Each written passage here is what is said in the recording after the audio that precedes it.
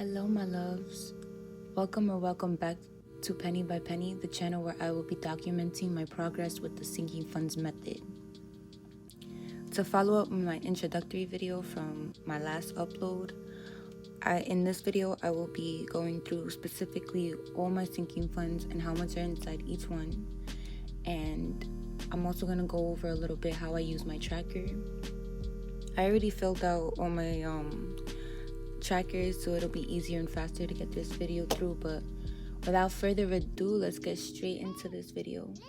So in my first sinking funds, I have groceries, and I recently just moved, so it actually doesn't have anything in it, but yeah, it's just my grocery fund. Next is my phone bill.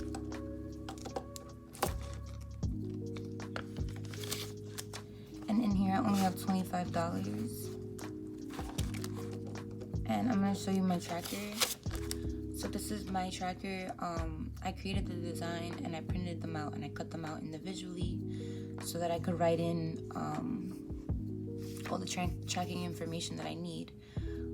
As of May 26th, the ending balance was $25. I did record a cash stuffing video, so that's why the second entry is here for the deposit, but usually, you put the date it is, then you do a deposit or withdrawal, or you could do an ending balance update as well if you really wanted to, and then you just write down the balance afterwards, however much that might be. So yeah, so $25, and it's going right back in my phone bill. This is my savings fund.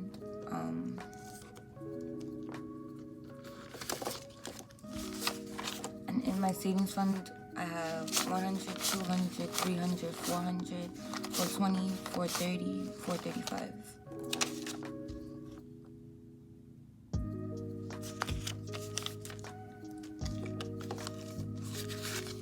This is my vacation fund.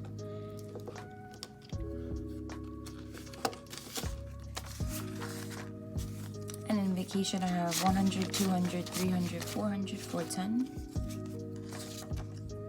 What's in the tracker.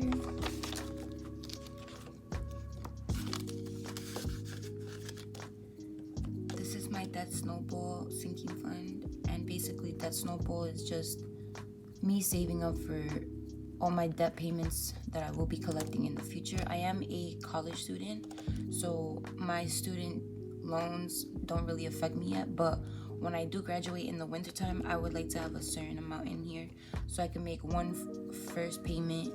large first payment, and get that taken care of effectively and immediately. It has $50 in here, so I'm not even going to take it out. This is my spending fund, so any personal items or any services for myself that I like to pay for out of my spending account, that's where this comes from. It doesn't have anything because, like I mentioned before, I did just move, so I did just buy a bunch of furniture. This is my emergency fund, and this emergency fund, if anything were to happen to me, God forbid, this is the first thing that I'm touching before my savings. In emergency, we have 100, 200, 300, 400, 500, 550, 560, 565, 566, 567.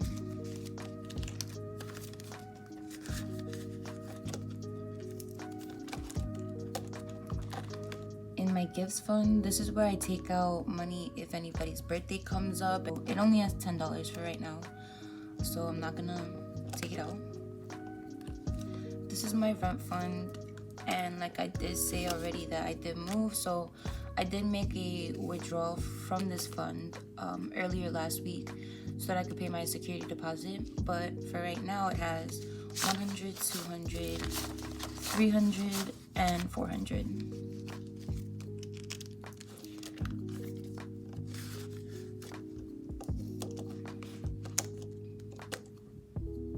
This is my passport fund, and I currently do not own a passport, so I'm hoping that when I have enough money in here, I can go out and actually purchase my first passport. 5, 10, 15.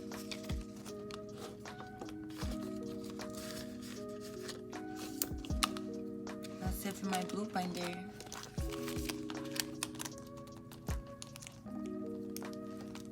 So in my pink binder, my first sinking funds is the $5 saving challenge. And what I do plan to do with this money is I want to stuff as much as possible in here, a couple $100s, whatever, and actually donate whatever I have in here to a charity of my choosing. I'm very passionate about multiple different causes, so I am going to need your guys' help on different polls that I will be throwing up on my YouTube channel. I would like to engage my audience by recommending me their favorite causes. I already have a few in mind that I want to put this towards, but over time we will have the moment, we will have the opportunity to engage with each other. So stick around for that. And also, I'm not even gonna track this. I'm just gonna throw the $5 in there. And then when it gets, like I said, when it gets to stuff, then I will be taking all the money out, and then I'll be making a whole update video on my $5 saving challenge, so we can all count it together. And yeah, that's what we're gonna do with this. So right now it has, I believe, $5. So we're gonna move right on. This is my tattoo fund. I do know already what I want to get done to me, and I already know where I want it to get done. The only thing I don't know is actually who's gonna do it for me. So if you're watching this and you are a tattoo artist and you're interested and you're actually in the New York area, either upstate, Long Island, or the New York City boroughs, let me know, comment down below. I'm interested in viewing your work. 5, 10, 11, 12, 13, 14, 15. This is my hustle fund, and I created this envelope, the sinking funds, and the very beginning in February, so that I could keep track of how much I was spending on my business. I found that it was really hard for me to set aside money from my emergency or my savings fund to purchase products for my business. So I just created a separate sinking fund so I could just stuff with money. And then now it's very natural for me to separate my money for my business and for my regular spending. But now I find that the most useful benefit that I could put this to is for me to save all my taxes that I will be having to withdraw from my business every year for tax season. So for right now it has $5. I'm not even gonna take it out. This is my haircut sinking fund, and basically I find that I never have time and or money throughout the year to pay for my haircut. Recently in January, I actually did cut my hair to my chin, so I did spend like 60 plus tip at that time, and I did get my hair cut in Long Island, so I do want to have a certain amount in here before I go and make the appointment. But as of right now, it has 1, 2, 3, 4, 5, 6, 7, 8, 9, 10, 11. $11.